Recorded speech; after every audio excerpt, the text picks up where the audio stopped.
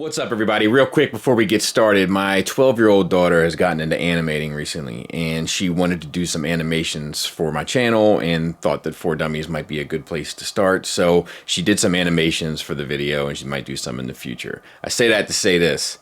She's definitely going to be reading the comments. Be polite.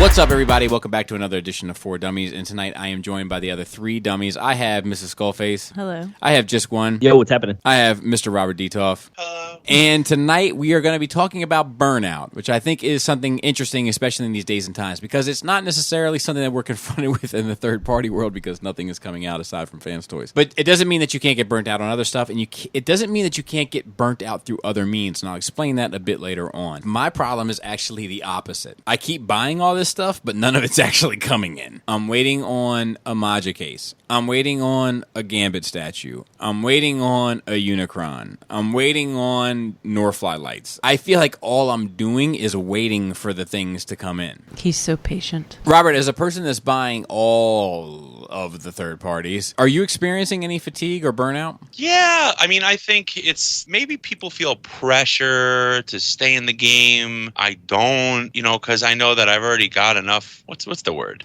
I got enough. It's the word. I don't feel bad or any pressure. I'm getting what I get, but I'm certainly slowly dropping out in some ways because there's a lot of legends I'm not getting. I don't get MMC anymore, but there's new things I'm getting, like Kang toys. So it's just like, I'm more picky now. And it's kind of a relief. It's a release valve to say, no, I'm passing. Because I still feel that pressure. I feel like the nature of the might be that pressure you feel, that FOMO. I do feel you there. But I wonder if the pressure is less without any TFCon, without any Skullfest, without any gathering where you're actually going to discuss this stuff with other people that are buying it. You know what I mean? I wonder if that in any way takes any of the magic out of it. It does. The sharing it with other people and being able to celebrate it with other people. Right. That's interesting. The lack of the community takes the luster away, I think. You can't share the hype. It's just you're sharing it via, social media, and it's not the same. You run around the dealer room and you're seeing what's coming out. It reinvigorates you. Yeah. But I also think there's a matter of excitement regarding reveals, right? And we did get the kind of virtual reveals at TFCon Canada internet version. Most of those were recycled pieces we'd already known about. With this TFCon coming in October virtually, I'm hoping that we get some sort of reveal, something to just charge the batteries. Because the batteries do start to drain, and it starts to get depressing when you're like, man, am I going to finish this before I die? But I don't know. Yeah. Maybe now being out of it, it's interesting looking at it. I mean, how long has it been now? A couple months. So now I feel like I've detoxed, and so now the hype of missing out on stuff is gone. So now I look at it and I'm like, yeah, dude, it just doesn't look as exciting. It just doesn't seem as exciting as it once was. And I'm not saying that it's not. I totally think that's my thing, but I'm like, man, what's missing? Well, I know, maybe it is all that. So maybe it is the social piece. I think it's fair. I think that the game is exciting on the field, more so than it is in the stadium. And the stadium is more exciting than it is at the tailgate, and the tailgate is more exciting than it is at the couch. Do you know what I mean? Right. So I mean that makes sense to me. You know who I blame? The Alpha and the Omega, not Jesus. The dogs. The dogs. Yeah, that dog cartoon? Yeah. What was just collecting doubles and triples up before he burned out and said, I'm done? What has edged out all competition in third-party MP other than Takara? Who's to necessarily blame for this? There's an argument to say that it's fans' toys. Everyone I can name that burned out and left the game were going only in on fans' toys and doubling down. And fans' toys has edged everyone out, except for X-Transbots. That is true. But the thing is that they're making a better product. Yes. And for X-Transbots, they're making stuff that fans' toys isn't. You know what I mean? So it's cool. They still have a viable purpose. They're making stuff that nobody is because nobody gives a $175 for that egg. Robert, how many did you buy?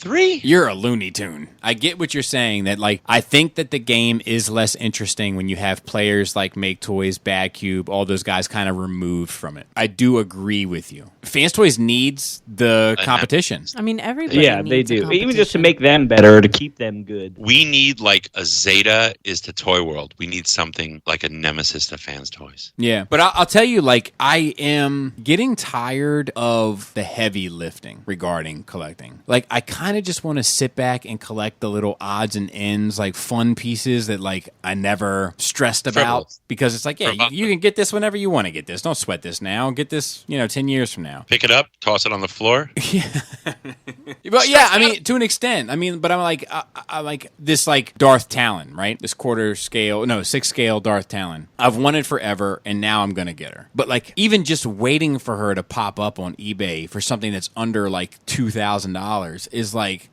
exhausting, and it's like I'm getting tired of that. I just lost a Wonder Woman statue bid on eBay today at the 9th inning that was broken for $400. Good for you. That was $400 down the toilet. Don't do that. You're better off spending $1,000. Don't do that. You're probably right. Though the point is that like I'm getting tired of that. I'm getting tired of the heavy lifting. That's exhausting. I just want to have the heavy lifting done so I can sit back, collect the fun stuff, and enjoy what I have. You know what's fun, man? I have pulled out a bunch of stuff from my utility closet, and there's a box that was open, and I saw a pile of, like, Legends that I collected years ago, 6 years ago, 7 years ago. Legends figures, like Transformers Prime, Cyberverse, all this shit. And I'm like, oh, this is fun. I picked up, like, 4 little toys, transformed them in a second, threw them back in a box, and I actually had fun. It was just different. It was invigorating and fun and frivolous and silly. Well, I think part of the thing for me is this Marvel Legends display. The ripples in the pond that little pebble caused are bigger than I realized. Because, like, I don't care about what I'm missing anymore. Good. I'm just happy with what I have. So he says. With them. That all those dios do just put all that on a whole different level. Yeah. Just having them in a setting and not just on a shelf. You know what I mean? Like, dude, it really is dope. Yeah. But and like when I sit there and I look at it, I'm like, yeah, I'm missing a Toad, and I'm missing a Banshee, and I'm missing a Siren, and a Phoenix, and a Megan. I only think of it that way when I go out of my way to think of it that way. Right. If I'm just sitting there looking at it, I'm like, look at that. Look at what you did to represent something that you have an affinity for. And it feels good. And I don't care what I'm missing. And I want to get that way with everything, where I can just sit back and enjoy and have fun and love what I have. And if I get something, cool, bonus. And if it doesn't come, well, you know what? That's cool too. If I don't get a Toad, I'm good. If I do get a Toad, cool. Do you think the dioramas like signal like a completion? Like, yeah, it's complete. So you're like, it stops the wanting of more things to fill that shelf? Yes. Bobby. I mean, I think that's the thing too. It's like, all right, cool, because you've made it to fit whatever the people you have, or the figures that you have for that display. But I've just come to realize that it's not about the pieces; it's about the space. Dude, that was honestly the biggest thing when I was like, all right, I'm gonna get rid of it. I was like, man, but I just got the space right. Yeah, you did, and you did. Like Yeah. I've never seen anybody get that close with a DTOF setup. There's something about this space that you create to display something that you love, and it doesn't matter what the company produces, it's what you've produced for it. It's stuff like that getting done that makes me feel kind of overwhelmed when I have sections with like my Transformers where it's like, to put it in perspective, I have a shelf that's just missing a representation of Masterpiece Hoist. That's the only thing that shelf is missing. And you know what? I'm good. I'm good not having a Masterpiece Hoist. But at the same time, I have another shelf that's missing everything, because a Masterpiece scaled Computron set is supposed to go there in robot mode. And it's so funny that like I've fought my entire collecting life to have enough space to display the figures, and now I need the figures to have in the space. That's the better problem to have. The better problem is to have too much space and not enough figures. You're probably right. But I think I'm not. I think I'm far from burnout, but I'm tired of spending large amounts of money. I think a big part of the burnout is caused by, okay, let's say it's Combiner. It's $100. a part, and then the main bot is usually $1.75 or something like that, right? So that comes out to say $600 for your combiner. I'm good with it. Is that's a binder that combines? It's 6 Lamborghini Trapper Keepers, and one that's just a wolf in the middle. Okay, like you're excited. You finish it, you spend all this money, you put it on the shelf, and you think it's great, and then the next company comes out with that combiner, and it's better, and then you go in on that, and then you spend another $600. I feel like that process causes like slow, Yeah.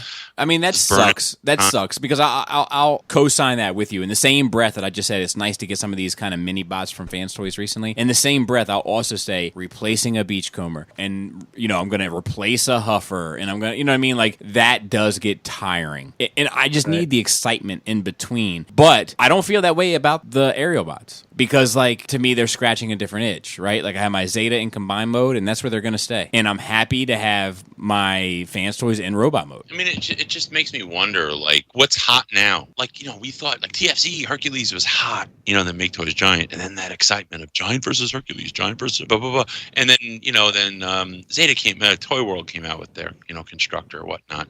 And the whole Zeta scale, and spend all this money on that. And you think this is the be all and end all. And it's like you put on, like, rose-colored glasses, and you think this thing is perfect until the next perfect thing comes out, and then you look back at your ugly girlfriend, and you're like, whoa, you're freaking ugly. Let me ask you this, because a lot of these companies have dropped off, and so I feel like there aren't as many releases. Do you think that's what causes burnout too, is because you don't have the next thing to look forward to either? So you're just like, dude, maybe that's not really in a burnout one. Yeah, I don't think it's a burnout, but I think it's a lack of excitement. Like, okay, well, what's Fans Toys got for us next? Because they're the only show left in town. And that's boring. Think of it this way, right? And I know X-Transbot's still a player. I want them to remain a player. Don't get me wrong. But, like, just think about it for just a second. Fans Toys this year has put out 2 aerial bots, Brawn, Beachcomber, Wild Rider, and Warpath. So with those 6 pieces, first of all, none of them are unique to Fans Toys. All of them have been made by other companies. Yeah. But take those releases and then compare them with the only real competitor for Masterpiece scale that's alive today, which is X-Transbots, and you get 2 bootleg Junkions. You know what I mean? And, that's not a knock on. It's not a knock in a Motormaster, but like it's like those Junkions are cool, and I think it's cool that they're making them. But it's like what sort of competition is this? This isn't real. Yeah, and I feel like that's part of the reason why Legends is so exciting right now, because you have a hot competition between New Age and Magic Square. Yeah, I just want to say this to close out. I'm not burned out, but I am starting to feel tired, and I am starting to feel a lack of excitement, and that's up to the companies, and that's up to, I guess, me in a sense, kind of getting a grip on having enough time to enjoy what I've accumulated instead of just focus on what I need to accumulate. Mushroom quesadilla. A Lamborghini Trapper Keeper. Nose hair. A bonobo walking a dog. A gorilla painting a man.